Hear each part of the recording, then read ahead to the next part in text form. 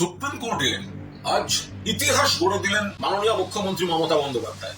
আজ দেখিয়ে দিলেন বাংলার মানুষের গণতান্ত্রিক অধিকার রক্ষার স্বার্থে সুপ্রিম কোর্টের প্রধান বিচারপতির বেঞ্চে বাংলার কোন মুখ্যমন্ত্রী এই প্রথম সওয়াল করছেন জাতীয় নির্বাচন কমিশনের বঙ্গ বিরোধী চক্রান্ত, মৃত্যুর মিছিল, হয়রানি, বিজেপির রাজনৈতিক নির্দেশ মেনে যে চক্রান্ত ষড়যন্ত্র চলছে তার বিরুদ্ধে সওয়াল করলেন। এবং মামলা যেহেতু এখনো চলছে, আবার শুনানির দিন স্থির হয়েছে, কিন্তু এখনো পর্যন্ত যা হয়েছে মাননীয় মুখ্যমন্ত্রী নিজে দাঁড়িয়ে সওয়াল করে প্রথম দফাতেই নৈতিক জয়টা ছিনিয়ে নিয়ে এসছেন বাংলার মানুষের স্বার্থে।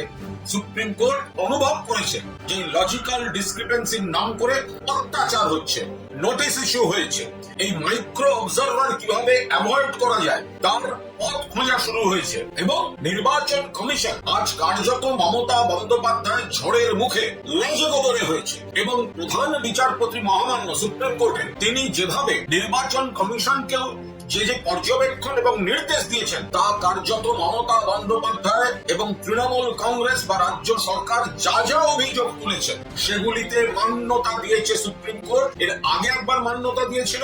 আজ স্বয়ং মমতা বন্দ্যোপাধ্যায় এইরকম নেত্রী যদি সামনে থেকে দাঁড়িয়ে লিড করেন তাহলে তো প্রতিপক্ষ এমনিতেই তারা অর্ধেক হেরে শুরু করে।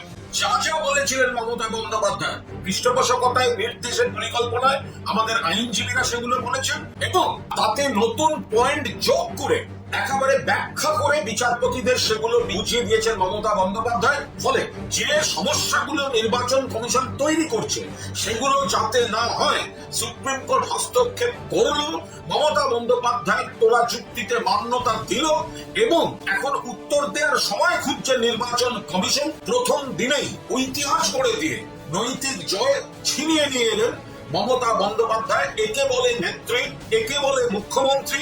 বাংলার মানুষের অধিকার অটুট রাখার স্বার্থে, রক্ষা করার স্বার্থে আজ সুপ্রিম কোর্টে প্রধান বিচারপতির এজলাসে মমতা বন্দ্যোপাধ্যায় মাননীয় মুখ্যমন্ত্রী আজকের সওয়াল ইতিহাস মনে রাখবে।